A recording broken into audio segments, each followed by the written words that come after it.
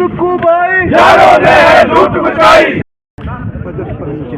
कुल मिलाकर के अब प्रश्न सुक्खू सरकार का नहीं है। पहला बजट जिसमें झूठ के सिवाय कुछ भी साबित नहीं हुआ, 1 साल का कार्यकाल बीतने के बावजूद पहले बजट की तमाम घोषणाएं अभी योजना का रूप ही नहीं ले पाई, जमीन पर अभी तक आ ही नहीं पाई।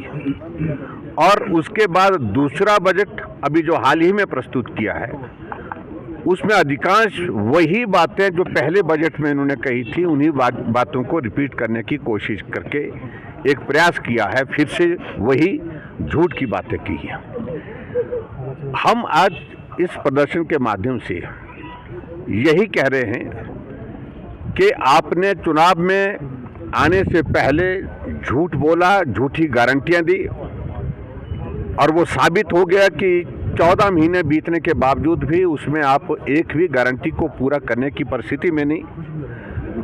उसके बाद दूसरा झूठ जो पहला बजट दिया, उसमें भी आपने झूठ बोल करके लोगों को बहुत लोक लुभावनी बातों को कह करके गुमराह किया, और जमीन पर उसमें कुछ हुआ नहीं।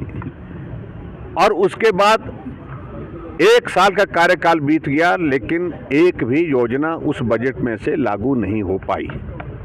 उसके बाद जो दूसरा बजट अभी हाल में आया है, उसमें भी उसी प्रकार की परिस्थिति है।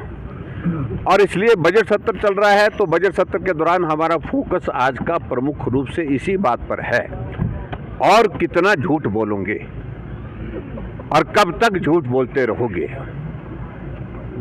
आज तक इस विधानसभा के अंदर किसी भी मुख्यमंत्री ने इतने झूठे आश्वासन नहीं दी, इतने झूठे वादे नहीं किए जिस प्रकार से वर्तमान सरकार के मुख्यमंत्री जी कर रहे हैं। और इसलिए हम आज विशेष तौर से अपने इस विधायक दल की ओर से, भारतीय जनता पार्टी विधायक दल की ओर से सभी प्रदेशवासियों का ध्यान आकर्षित करना चाह रहे हैं। एक तो हिमाचल प्रदेश में जो लूट की छूट पिछले 1 साल से मिली है, भ्रष्टाचार ने सारी सीमाएं लांघ दी है, और विशेष तौर से जो करीबी लोग हैं, चाहे वो किसी भी पद पर है, चुनिंदा लोग जो है उस सारी इंडस्ट्री को इस तरह से तबाह करके गए, इंडस्ट्रियल सेक्टर को, कि इंडस्ट्री हिमाचल से नमस्ते करके बाहर निकल गई। और ऐसा नहीं है कि मुख्यमंत्री जी को जानकारी नहीं है, सारी जानकारी होने के बावजूद ऐसी कौन सी व्यवस्था है, ऐसी कौन सी ऐसी परिस्थिति है जिस पर मुख्यमंत्री जी कार्रवाई करने की परिस्थिति नहीं, उनकी हालत नहीं बन पा रही है। और ये सब लोग जो भी लोग हैं, प्रमुख रूप से मेरा इसमें कहना यह है कि ये लोग वो हैं जो मुख्यमंत्री जी के बहुत विश्वास के पात्र हैं और मुख्यमंत्री जी के बहुत करीब हैं।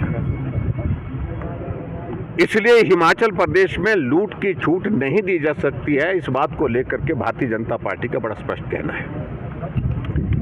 और दूसरी जो बजट की बातें हैं, बजट से संबंधित मैं पहले भी बात को स्पष्ट कर चुका हूं कि हिमाचल प्रदेश में जो बातें की थी, बहुत बड़ा उनने शोर डाला था पिछली बार अखबार में। मुझे अच्छी तरह से, मैं अभी भी उनको अखबारों को एक दिन देख रहा था कि उस बजट के बारे में बहुत सारी चीज़ों को लिखा गया कि ग्रीन बजट का कॉन्सेप्ट, ऐसा बजट जो है हिमाचल में आज से पहले विजनरी डॉक्यूमेंट, विजनरी बजट जो है कभी भी प्रस्तुत नहीं हो पाया जो सुखविंदर सिंह सुक्खू ने किया।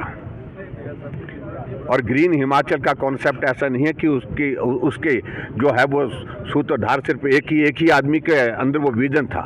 हमारे देश के यशस्वी प्रधानमंत्री नरेंद्र मोदी जी ने ग्रीन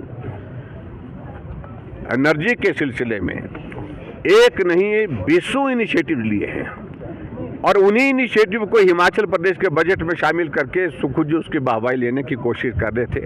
लेकिन आज प्रश्न होता है, कितनी ई बसेज खरीदी गई, कितने ई ट्रक खरीदे गए जो कहा था कि 50% की सब्सिडी के साथ हम खरीदवाएंगे। कितने लोगों को रोजगार दिया गया जो कहा था कि 30,000 नौजवानों को बजट में कहा था।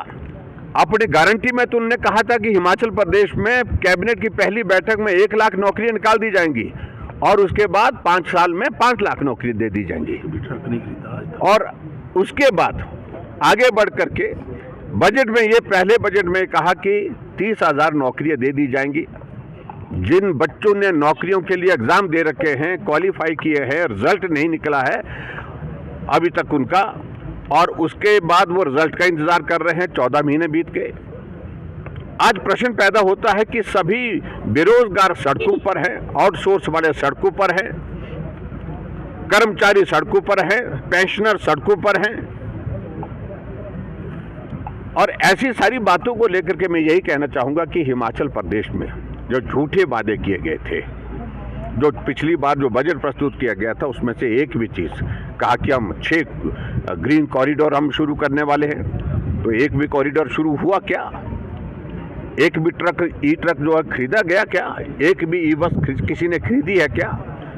इसलिए गुमराह करने के प्रयत्न जो है वो झूठ बोल करके जो किए हैं इन सदन को भी और प्रदेश की जनता को भी, आज सारी बातें वो लोगों के सामने आ गई।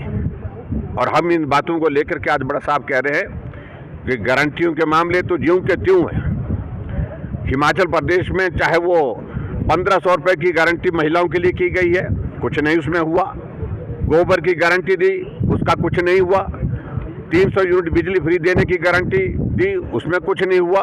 नौजवानों के लिए कॉर्पोरेट फंड की जो है शुरुआत करेंगे, स्थापित करेंगे, उसके बाद उनको रोजगार के लिए माध्यम निकालेंगे, उसमें कुछ नहीं हुआ।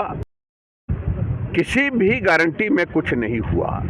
और गारंटी के बाद और ऊपर से झूठा बजट पेश करके, झूठे आंकड़े प्रस्तुत करके जिस प्रकार से गुमराह करने की हिमाचल प्रदेश की जनता को कोशिश की जा रही है, उसका हम विरोध कर रहे हैं। और उसके बावजूद भी हमें इस बात को लेकर के हैरानी है कि मुख्यमंत्री जी को इतना एक शौक चढ़ा है हिमाचल प्रदेश में, खास तौर से कि किसी भी बात को लेकर के झूठ, कहीं चाहे वो सदन के अंदर की बात है, चाहे वो सदन की बाहर की बात है, झूठ बोलते हैं। और आज भी झूठ बोल करके लोगों को गुमराह करने की कोशिश कर रहे हैं। तो इसलिए हम कह रहे हैं कि मेहरबानी करके अब झूठ बहुत हो गया और ये झूठ लोगों के सामने अब आ भी गया है। और जो लोगों के सामने नहीं आया है तो उसको हम लाने की जिम्मेदारी लेते हैं। यही आज के इस पर चर्चा हो रही है। चर्चा के दौरान सारे मुद्दों को उठाया जा रहा है, लेकिन गैर जिम्मेदाराना तरीके से सत्ता पक्ष की ओर से जवाब दिए जा रहे हैं। और जो हकीकत नहीं है, सच्चाई नहीं है, उन बातों को लेकर के झूठ बोल करके सदन को गुमराह किया जा रहा है। इस बात को लेकर के हम कह रहे हैं कि कम से कम अब झूठ बोलना बंद करिए। Bureau report, city channel, Shimla.